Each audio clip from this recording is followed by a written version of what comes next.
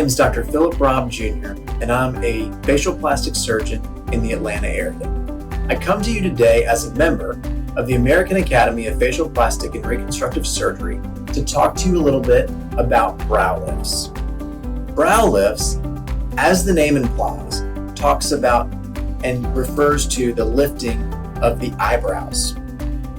Seemingly simple procedure, it's actually much more complex than many consumers or patients understand.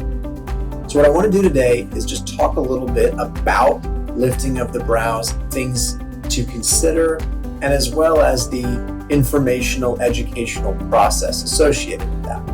One of the things that I think is very important is to trust your face to a facial plastic surgeon. This is all that we do as facial plastic surgeons.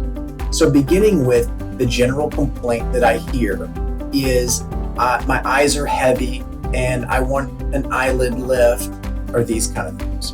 One of the big mistakes that I often see is that other surgeons may not recognize that the brow has fallen, and so they attempt what's called an upper lid blepharoplasty. Well, this procedure, the upper lid blepharoplasty, removes the skin between the eyebrow and the eyelashes. And if the problem stems from a brow that has fallen, then an eyelid blepharoplasty or eyelid lift is not going to be the answer. So the first important thing is a thorough consultation with a facial plastic surgeon. At this consultation, this is an in-person evaluation of your anatomy. We get information about your medical history and whether or not you're a safe candidate for these kinds of procedures. What we do ideally is evaluate how the brow has fallen, if it's fallen, the position, and what our ideal positions are.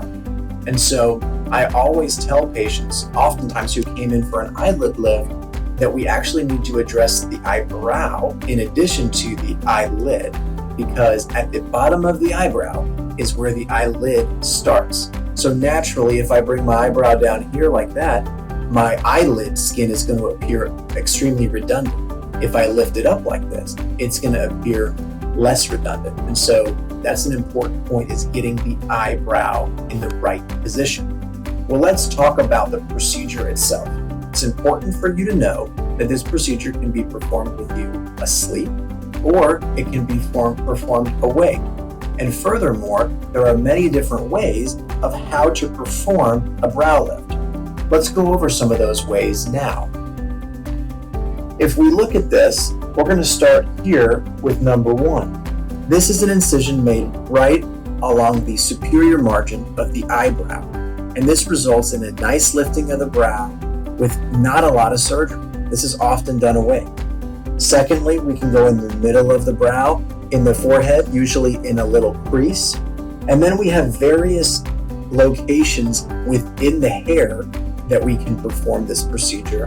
And in addition to this, there's a procedure called an endoscopic brow lift, which makes small incisions in the hair and elevates the brows that way. Moving on, this is an appearance that we can expect from a brow lift and upper blepharoplasty rejuvenative surgery.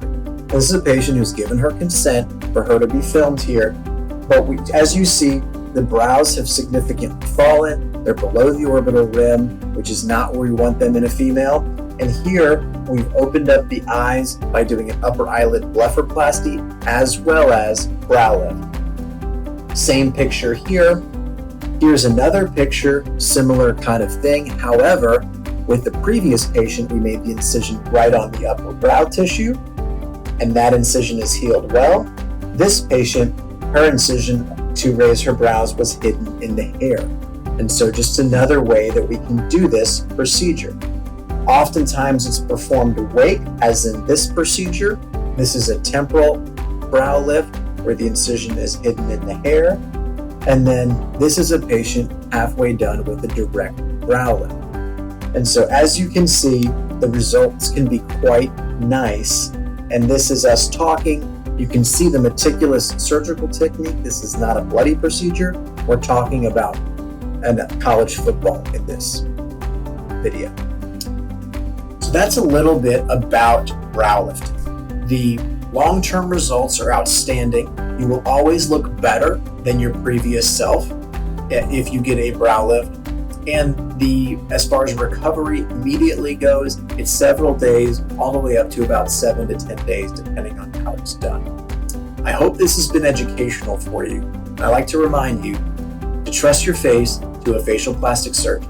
If you have more questions or would like to find out more information about the American Academy of Facial Plastic and Reconstructive Surgery, visit our website at www.aafprs.org. Thank you very much for your attention.